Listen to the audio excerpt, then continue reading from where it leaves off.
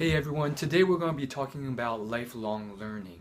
Now, a lot of people, after they finish school or when they finish school for the day, not graduated, but when they're done with school and they come home, they think that it's all over. Sometimes they'll study, sometimes they'll do homework, but oftentimes they only do what's necessary. And this is the same sort of problem that also sort of bleeds through when someone graduates school completely. And that's the whole idea that they stop learning. And lifelong learning is what really separates the people who truly succeed in many areas of their life versus those who fail. Now, it doesn't always have to be something academic that you're learning. There's a lot of books on things that one would consider not the standard academic topics. So apart from science and math and psychology, which are all very interesting to me, there's also stuff on lifestyle, self-development, fitness, health, and all these areas can really revolutionize your lifestyle and your level of happiness if you choose properly. Especially books on the psychology of what makes a human happy. And I think the biggest fallacy that people make to not read these books is the whole big excuse that, oh, I already know everything there is to know. There's nothing that these books can teach me that will be of any use.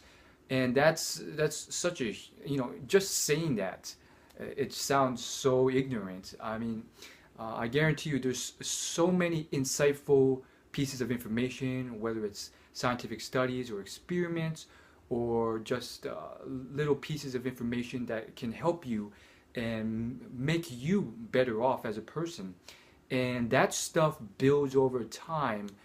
And if you're the person who's fortunate enough to not die from unfortunate accidents and starts doing this, whereas the people who don't stop doing this as soon as they graduate school in their mid-20s or mid-30s, depending on if they went to graduate school or med school, then you have potentially a 50 plus year buildup of knowledge because you're learning a little bit every day.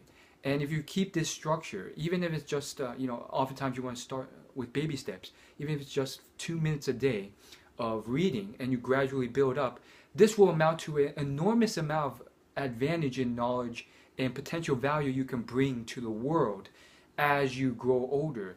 Whereas I see it all the time. People, they look at it as a chore and then they don't do it even when they're in school. And then when they're out of school, they stop completely and they just get a job and they live the rest of their lives. They're going to fall behind. And it's one of those marathon things where, small advantages will not give you a huge jump or a huge advantage in a week or a month. It's more of like a 10, 20, 30, 50 year long process that really can benefit you. But it's more than worth it. And the next big excuse for the lack of lifelong learning is that it's boring or it's not the right medium for me. And I discovered my love for it through audiobooks and YouTube videos and watching through visualization and listening. I actually get a great majority of my knowledge through audiobooks and videos and lectures.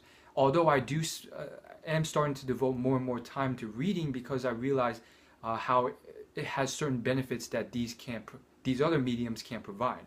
So different people learn in different ways, and we're blessed today to have stuff like audiobooks where people can record themselves reading a book and you can listen to them and do little things like increase the rate that you absorb the information while still retaining it by slightly increasing the playback speed and all these other little tips and techniques you can use. And I'm very fortunate to be alive with the technology to do that. And so, different people have different ways of learning, and now you can learn through different visualization methods. But again, there's a flurry of excuses that can constantly keep coming up and up, and I see it all the time in different people, and I can't sit here and just give you examples to refute every single excuse. Oftentimes, it's not the excuse that's the problem, it's the person. And I see it in very good-hearted people, and they just constantly make excuses like, oh, I only learn through this type of medium of learning, which is books. And then they say, oh, I can't afford these books. And then I bring up the point of, well, what about public libraries? You have a public library, right? And they're like, yeah, but they don't have anything offered. And I'm like, well, have you gone to the library physically and checked it out? And they're like, well, I prefer an online thing. And it's like, you just keep trying, and then they just make this convoluted excuse. And it's like, the problem is not in the method, it's that you're not trying every possible thing you can. And these type of people, it's just like, until they decide themselves to make a commitment and just try everything possible, they're going to be these types of people who are these Debbie Downers and just constantly try and find ways of, you know, messing with you, or not really intentionally messing with you, but just trying to find some excuse so that they don't have to go out there and do it.